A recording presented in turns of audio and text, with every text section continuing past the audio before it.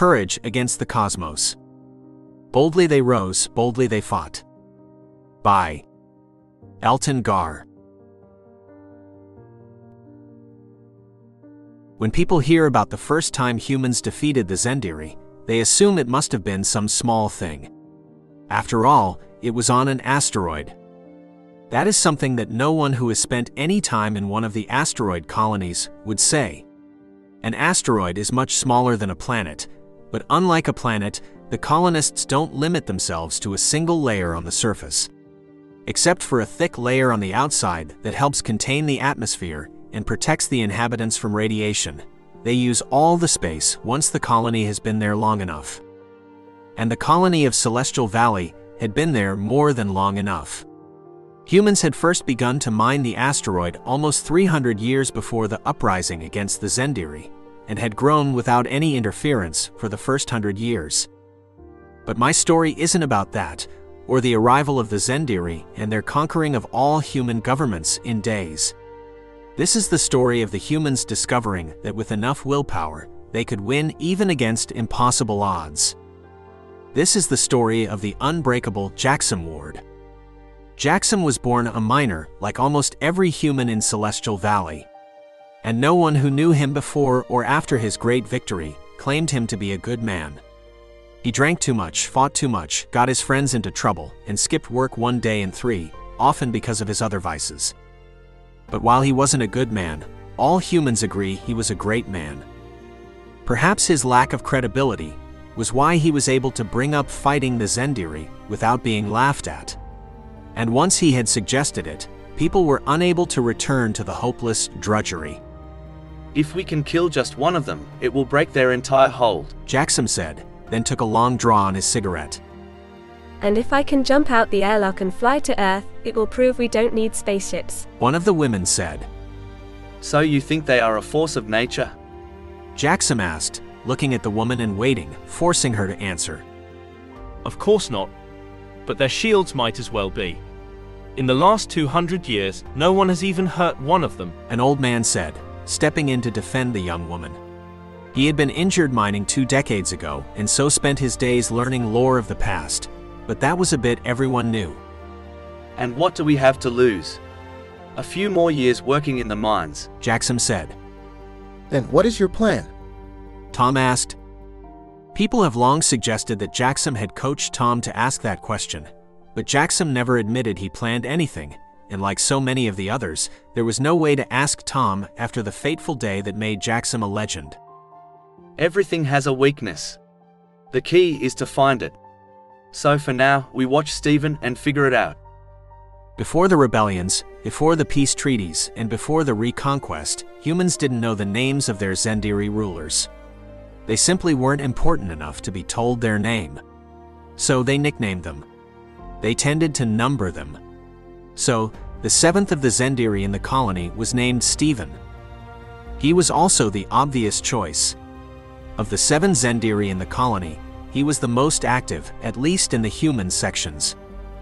And over the next months, they stalked and studied him. At first, they didn't learn much.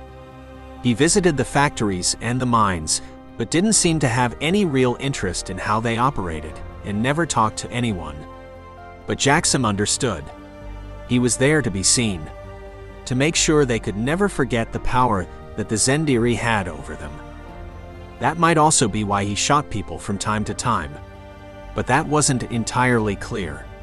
Sometimes it seemed entirely random, other times they were simply in his way, and still other times it seemed as if he were upset by something they were doing, though even the people studying him never found a true pattern. People have suggested that because he survived, that Jaxom must have put other people in danger ahead of himself, but it was him who was watching Stephen when he noticed something. Jaxom was frustrated that day because his replacement was 2 hours late. That was common enough that they usually had someone check in after 2 hours, but that person hadn't shown up either. Other people may have went home. It wouldn't be that big of a deal to not watch the Zendiri for a few hours. But he had spent too much time trying to convince other people to stay on shift, even if it seemed pointless, and he knew if he started skipping out, it was only a matter of time before the entire plan fell apart. But beyond that, Jaxom felt that someone should be a witness to Stephen's crimes. And today had been a busy day for Stephen. He had used his weapon on 15 people, 7 of them on the higher setting that cut through them and sometimes hit the people behind them. He killed humans the same way that Jaxom might swat a fly. But what he noticed was that Stephen had been walking towards another factory, and then turned and rushed back to the Zendiri sector. Alone, that didn't mean much to Jaxom, but he wrote it down along with a lot of other notes. But the oddity of it struck him, so they began to watch for anything similar. It didn't happen every day, but once they were looking for it, they saw it often enough to begin to put it together. And it was Jaxom who understood first. It's actually simple. A shield like the ones they use must draw a massive amount of energy. I think it's more than their wireless charges can sustain. That doesn't seem likely. I can run massive mining equipment using their wireless energy, and it never dips in power. One of the men said. He was one of the newer recruits, and him mentioning his mining equipment was a subtle reminder that he was of a higher class than them. But he was also here because he understood more than the rest of them. Unlikely is better than I could have hoped. It's better than we've had in centuries, Jaxom said. Some said that Jaxom was a great speaker, but that is just another part of a legend and no more true than most of the other things said about him. For most of his great deeds, he was the person there and nothing more. And there is some scholarship that suggests he wasn't even there for many of the things he was credited for. But people want hope, and then and now he was the one giving hope. There was more discussion, more arguments, and a lot of people left convinced that things would just go back to the way they had always been. Those who fled and were forgotten were those with the most to lose. The men who had gathered some small scrap of power. Men who had easy jobs and could protect themselves at least a little. But even with them gone, Jaxom had his army. And while the nature of that army is exaggerated, it really was filled with the lame, old men and women who couldn't fight. But on the day of the first victory, they proved they could lose in a way that changed everything, because as much credit as is given to Jaxom for proving humans could fight back, it was the others who convinced every human that they had to fight back, and that if they could do it, anyone could. Not that things went quickly. Everyone knew that they'd get one chance at this, and there were a lot of moving pieces. Just to defeat Stephen, they needed to know everything he was likely to do, so they kept studying him. But even if they successfully killed Stephen, that wasn't enough. They had to get his tech into the right hands so it could be studied, and make sure everyone saw the victory and understood how to fight back. That is why even today, there is so much video footage of that day. The children who he refused to let fight were given cameras. A job that, while less dangerous, was still deadly to many. Over the next months, Jaxom made every connection he could think of. He met every cargo ship when it docked, and spoke with the engineers who ran the reactors that powered the asteroid. He spoke to the people who ran the human underground schools, the mine foremen, and so many others. That was less dangerous than it might seem. First, almost none of them believed that his plan had any chance of success, so agreeing to help didn't mean anything. But more than that, none of them had any real access to the Zendiri, and trying to get to them was as likely to get them killed as not. But Jaxom didn't need them to believe now. They were too vital to the future plans to let them into the battle. What he needed was people who would believe when he gave them the evidence, and people who would spread the story. And he was right, at least in part. They spread a story, and it was about him. But most of the evidence is that the story was only tangentially related to reality. It is only the core of that legend that we have true proof of. The first victory and the final punch in that victory have been seen by every human. Which takes us to the day at the center of that legend. Jaxom Ward had not been following Stephen that day. He had been forced to trust others to that while he did the work only he could do. He gathered every person who had even hinted they might fight with him. He would need all of them. And though the legends say the entire colony rose up that day, even those who believe everything of the legend know that very few of the people who claimed to be at the first victory were. Perhaps that was good, because instead of 1,000 heroes we had 100,000, and instead of a foul-mouthed, drunken miner, we had a legend. The first thing we all see in the videos is what is often called the Wall of Mothers. Stephen, still unaware that anything odd was happening, had moved into the position where they had decided he would be most vulnerable. A dead-end hallway almost a mile from the Zendiri section of the station. The wall was made up of 30 women who had linked arms and blocked the Zendiri's path. Most of them elderly, and all of them volunteers. He glanced up at the women, then took out the foot-long thin rod that was his primary weapon and pointed it at the center. The energy struck the woman in the center of the line, and she went down, as did one of the women behind her. 2 more behind them were injured. Every one of them had taken shifts watching Stephen, and volunteered for this moment, knowing that would happen. And if any of them had fled, we might still be ruled by the Zendiri elite. But they simply relinked their hands and waited. Stephen continued to shoot. At first, each of the shots cut through the crowd and more of the women fell. Then the recordings show the first sign that Jaxom might be right about him running low on power. We all know the moment. The weapon still fired, it still killed the woman it struck, but the woman behind her was only injured. Barely more than a burn across her stomach.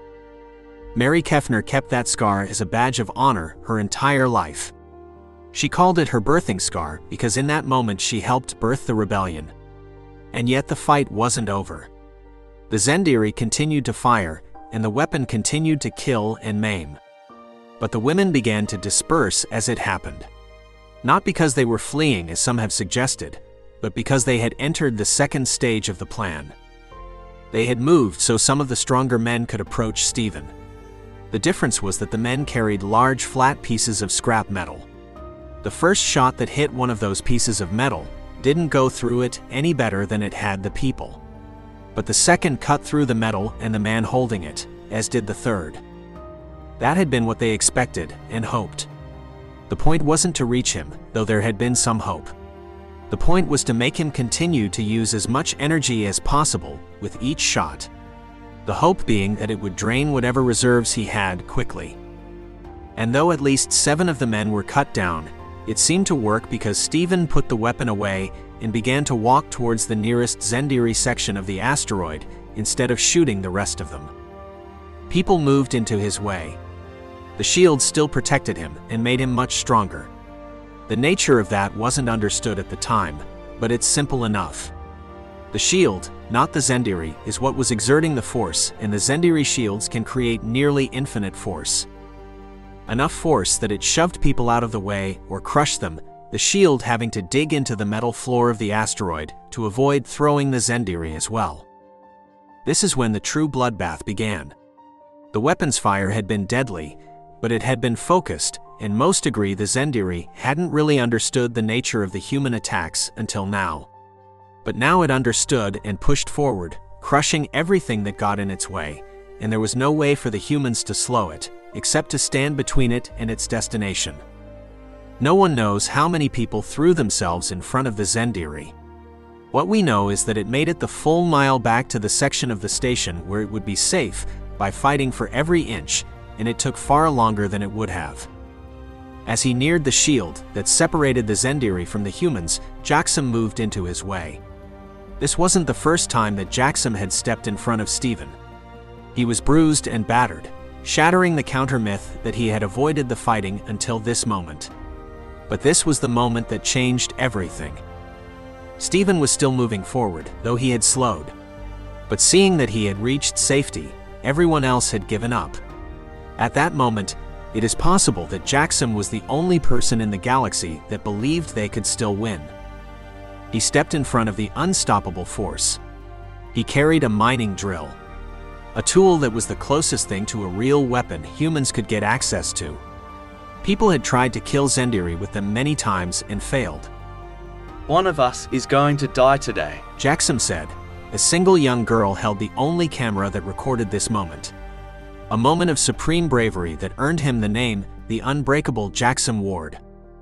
But Stephen had seen his route of escape too, and perhaps he knew how bad things were because he ignored Jaxom, simply rushing towards safety.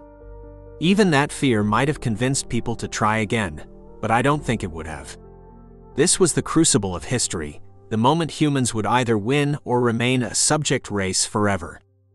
Jaxom shot the alien with a machine designed to cut through the hardest of rock. A machine that could cut through metal and flesh just as easily. And nothing happened. The shield still held, but so did Jaxom. Steven shoved him out of the way, and the makeshift weapon nearly killed Jaxom as he fell. But years of using it in the mine allowed Jaxom to keep it from cutting him in half.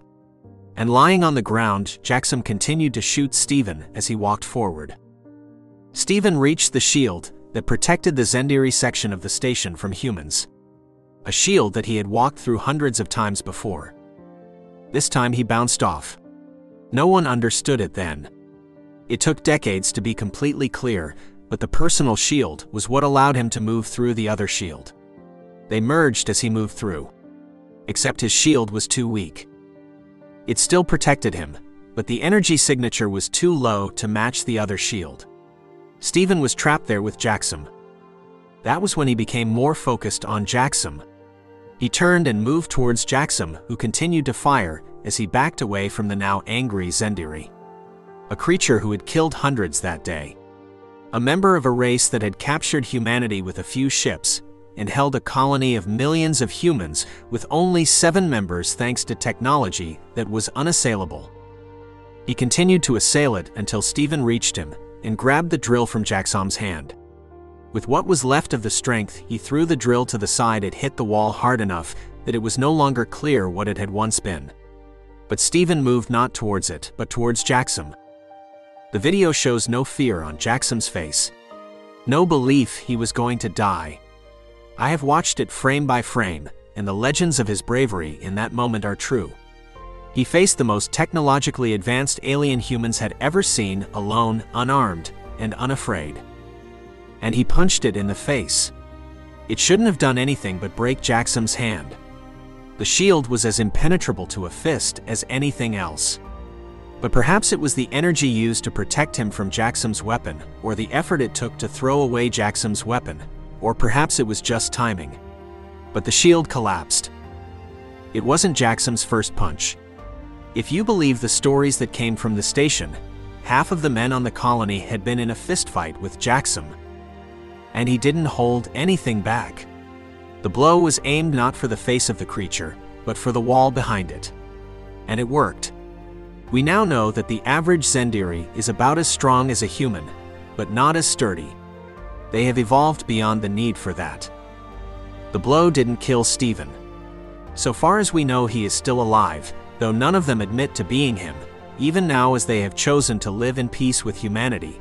That moment is a humiliation to them. They say a single punch ended the Zendiri reign over humanity. We all know that isn't true. The war lasted almost 30 years, and the Zendiri didn't give up their last human territory for 100 years after that. But it did break the illusion of indestructibility. No one moved as Jaxom pulled off the helmet and machines that had given Steven his shield. Not until he called for one of the men who had been held back for this moment. He handed the armor of the Zendiri to one man and the weapon to another. They ran to the engineers, who began to examine the technology the moment they got it. That, along with the crews of the ships, was the true turning point.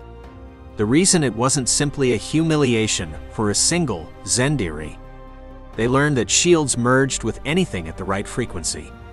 That let them build weapons to hurt the Zendiri. And humanity learned that they could fight back. The rebellion that Jaxom Ward inspired grew beyond the confines of Celestial Valley, spreading across colonies and systems where humans lived under Zendiri control. Each story of the rebellion, each retelling of that fateful punch, stoked the fires of resistance further. In the years that followed, humanity would face countless challenges. The path to freedom was marred with sacrifices, bloodshed, and loss. But the spirit of defiance, the belief in their right to self-determination, was something the Zendiri could never again extinguish. As for Jaxom Ward, his name became a legend, a symbol of hope and resistance. Debates about the veracity of his story, the embellishments and myths that surrounded him, did little to diminish his impact. Whether he was the hero as depicted, or merely the right person in the right place at the right time, it mattered little. Jaxom Ward's actions and their consequences were the fulcrum on which the history of humanity and Zendiri relations would pivot forevermore. Author's note: There is nothing quite like an unbeatable enemy. One that is powerful enough to fight hundreds of people. To me, Stargate is perhaps the best example of this. The Goa'uld are considered gods by the people they rule, and the humans in the movie aren't much more capable of fighting them, technically him. And in the beginning of the show, it isn't much better. It's only as they begin to understand them that they begin to really win. I hope I got just a bit of that feeling here. The sensation of a species that is so much stronger that they barely even pay attention to the humans and think nothing of swatting them like you might swat a fly. And I hope that you felt the same thing I did at the climax, not just the moment of triumph, but a belief that you should never stop trying because you never know what will finally break through. If you enjoyed this, I write stories every week. You can get that and my thoughts on the world through my newsletter at sci-fi.com, or get access to over 30 patron-exclusive stories and a chance to vote on what I'll write each week at patreon.com/Elton. Thank you. Elton Gar.